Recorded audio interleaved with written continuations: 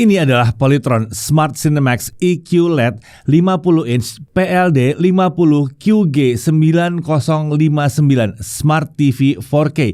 Harga terjangkau dari brand lokal. Layarnya ukuran 50 inci, cocok nih untuk nonton bareng keluarga. Kualitas layarnya ini seharusnya memadai sekali karena pakai teknologi kuantum alias quantum dot yang umumnya menjanjikan warna yang cemerlang. Smart TV ini juga pakai Google TV, jadi dukungan aplikasinya lengkap. Selain itu, TV dari Polytron ini juga mendukung HDR dan pastinya bisa untuk siaran TV digital Indonesia. Oke, langsung aja kita bahas TV yang satu ini.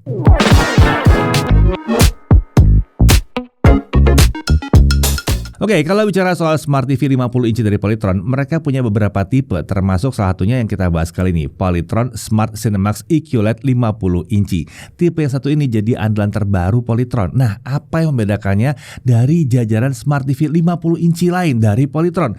Salah satunya ya teknologi kuantum yang tadi sempat kami sebutkan. Tapi apakah efek dari teknologi kuantum ini benar-benar bisa dirasakan? Nanti kita bahas ya.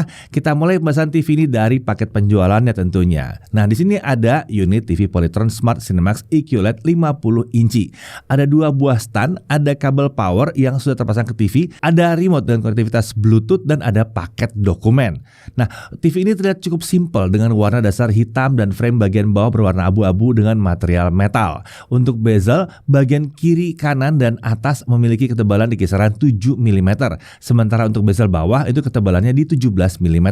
Lalu kalau kita lihat dari sisi samping, terlihat jika bagian tengah hingga bawah cenderung lebih tebal dengan ketebalan di kisaran 6,5 cm, sementara bagian atas itu tebalnya cuma sekitar 4 cm aja.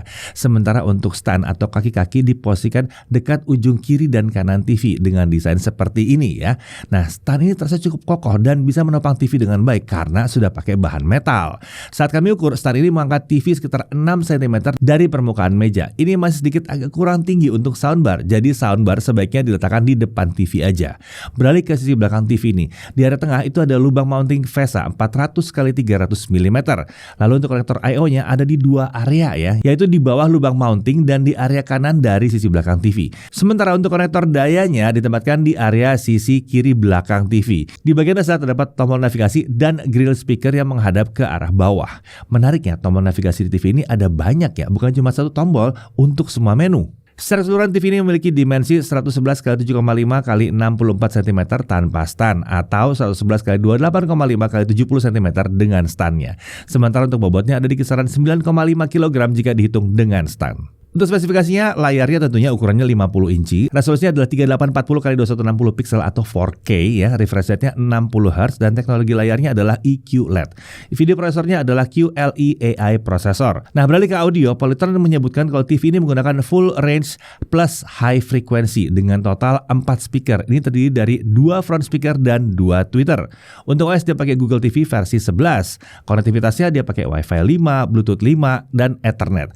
Untuk TV dia tentunya bisa digital dan bisa analog juga, dan sudah mendukung TV digital dengan standar DVB-T2 yang digunakan di Indonesia. Jadi kalau menonton siaran TV digital yang lokal ya, cukup pasang antena aja, nggak perlu tambah-tambahan STB lagi.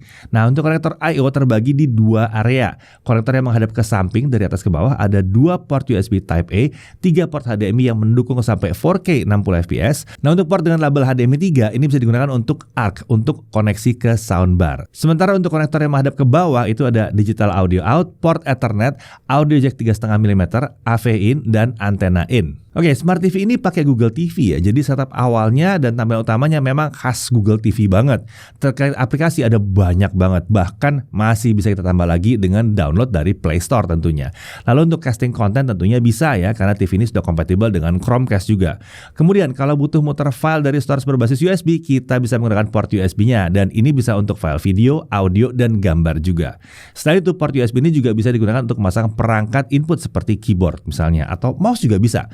Ini bisa mempermudah kita saat melakukan input teks ke TV. Lalu untuk 3 port HDMI ya, ini bisa digunakan untuk menghubungkan TV ini ke perangkat lain seperti konsol game, laptop, dan lain sebagainya. Nah, saat kami coba hubungkan laptop melalui port HDMI, kami langsung mendapatkan resolusi 4K dengan refresh rate di 60 Hz tanpa ada masalah, baik itu dalam mode SDR maupun HDR ya. Nah, untuk navigasi terdapat jajaran tombol fisik di bagian dasar atau bawah TV ini yang terdiri dari tombol on off yang juga digunakan untuk akses menu, channel minus atau untuk nurunin channel, ada channel plus juga ada di sini. ini untuk naikin channel, lalu volume minus, volume plus di sini yang untuk naik turunin volume. Nah, beralih ke remote, ini merupakan remote Bluetooth dengan desain modern dan ukuran yang cukup compact nih ya.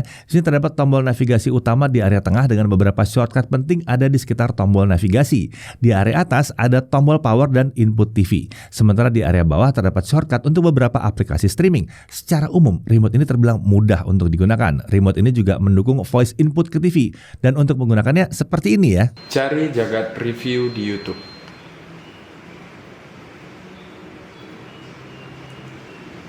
Buka aplikasi Netflix.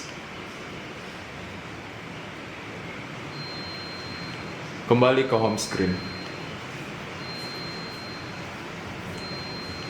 Matikan TV.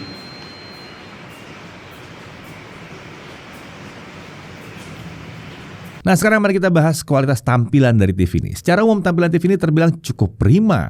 Saat kami tes, mode standar memiliki gamut coverage di 96,4% sRGB dan gamut volume di 149,2% sRGB. Lalu mode dynamic memiliki gamut coverage di 96,9% sRGB dengan gamut volume di 144,5% sRGB. Sementara untuk mode movie, gamut coveragenya ada di kisaran 95,9% sRGB dengan gamut volume di 128,3% sRGB. Secara umum, TV ini menghadirkan saturasi warna yang terbilang lumayan tinggi. Ini udah cukup nyaman ya untuk nikmati konten. Nah, untuk tingkat kecerahan maksimalnya ada di kisaran 340-an nits baik SDR maupun HDR. Sebagai banding, mari kita lihat varian Smart TV 50 inci dari Polytron dengan model PLD 50 UG5059 yang harganya 200.000 lebih murah. Ini nggak pakai teknologi kuantum ya. Nah, berdasarkan hasil pengujian kami, mode standar itu gamut coverage ada di 81,8% sRGB dan gamut volume di 90,5% sRGB. Lalu di mode dynamic, gamut coverage di 85,8% sRGB dan gamut volume di 94,0% sRGB. Sementara untuk di mode cinema, gamut coverage di 64,5% sRGB dengan gamut volume di 65,1% sRGB. Dan untuk tingkat kecerahan dari TV yang ini adalah di kisaran 317 nits baik di mode SDR maupun HDR. Jadi apakah selisih harga 200.000 layak membuat kita untuk milih TV yang EQ-LED ini? Dari hasil tes terlihat kalau TV yang EQ-LED itu mampu menghasilkan warna yang memang lebih baik. Dengan selisih harga yang terbilang minim tadi, kita bisa mendapatkan sebuah TV dan kualitas layar yang jauh lebih baik sebetulnya nih. Ini tentunya membuat pengalaman menonton di Polytron Smart Cinemax EQ-LED jadi lebih asik karena konten-konten yang ditampilkan tuh warnanya jadi lebih cemerlang aja ketimbang model yang tidak menggunakan teknologi EQ-LED. Nah, kalau untuk harganya berapa sebenarnya? Nah, kalau untuk itu kita bahas nanti di bagian harga ya. Oke, sekarang kita balik dulu ke Smart Cinemax EQ-LED-nya. Nah, untuk viewing angle-nya bagaimana? Kami merasa ada sedikit pergeseran warna saat melihat TV ini dari sisi samping. Untungnya ini minim ya, nggak sampai yang mengganggu banget. Nah, untuk HDR TV ini terbilang mencukupi, area gelap masih bisa diangkat dengan hasil yang terbilang standar lah di sini. Sementara untuk area yang terang itu masih bisa dipertahankan. Jadi detailnya nggak sampai hilang ya. Nah, mengingat brightness maksimal dari TV ini hanya sekitar 340-an nits, kita memang belum bisa berharap kualitas yang luar biasa dari TV yang satu ini. Selain itu, dengan tingkat brightness seperti ini, kami rasa TV ini memang kurang cocok digunakan di ruang yang banyak jendela yang terang-terang banget kalau di siang hari. Tapi lagi-lagi untuk kelas harganya sebetulnya ini wajar banget. Oke, beralih ke audio. Menurut kami ini audio yang dihasilkan tuh mencukupi lah untuk kelas harganya dan volumenya juga terbilang lantang sebetulnya di sini. Tapi kalau ingin menikmati konten dengan audio yang lebih baik, kita bisa menggunakan sistem audio tambahan melalui output digital audio, ARC di port HDMI 3 atau bisa juga pakai Bluetooth. Oke, lanjut ke pengalaman penggunaan. TV ini sayangnya memang belum dilengkapi dengan akses cepat ke pengaturan picture mode atau sound mode. Jadi kita harus mengaksesnya lewat menu setting utama. Untungnya ini hadir dalam wujud overlay ya. Jadi tidak menutupi konten yang tengah kita nonton saat kita mengubah setting. Dan ini membuat kita bisa melihat efek perubahannya yang kita bisa lakukan secara langsung. Nah, ini TV nih ya. Banyak yang nggak seperti ini soalnya. Nah, untuk konsumsi daya, ini ada di kisaran 63-65 watt untuk mode standar. Sementara untuk mode Vivid dan HDR, konsumsi dayanya ada di rentang 104-107 watt.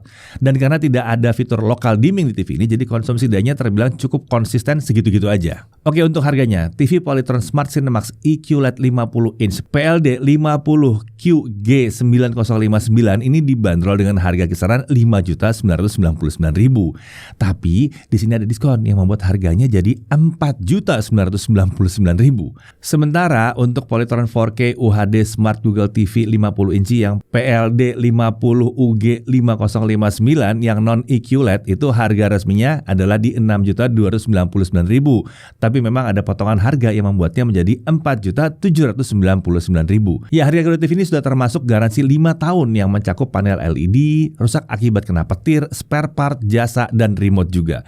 Lalu ada juga bonus langganan video Platinum dan Mola selama 12 bulan. Oke, kita masuk ke dalam hal yang perlu diperhatikan. Pertama, sistem audionya terbilang sudah mencukupi, tapi kami sedikit berharap kualitas audionya bisa lebih baik dikit lagi ya. Lalu untuk menu pengaturan cepatnya masih kurang lengkap. Tidak ada shortcut ke pengaturan yang mungkin sering diakses seperti picture mode dan sound mode. Kemudian dia ini belum G-Sync compatible dan navigasi masih terasa agak sedikit kurang mulus. Dan si kelebihannya tentu dia sudah pakai Google TV ya. Lalu ada Play Store dengan dukungan banyak sekali aplikasi di sini. Ada Google Assistant dan Chromecast-nya built-in. Kualitas tampilan layarnya udah mantep juga di sini. Lalu ada 3 port HDMI yang bisa dipasangkan ke 3 perangkat lain sekaligus. Ada ARC-nya juga loh di sini ya. Lalu resiko terjadinya burn-in di layar itu kecil sekali karena ini bukan panel OLED ya. Dan dia juga udah siap untuk TV digital di Indonesia. Kemudian proses instalasinya tergolong cepat dan mudah. Harga juga relatif terjangkau untuk apa ini tawarkan. Nah, lalu TV ini cocoknya untuk siapa?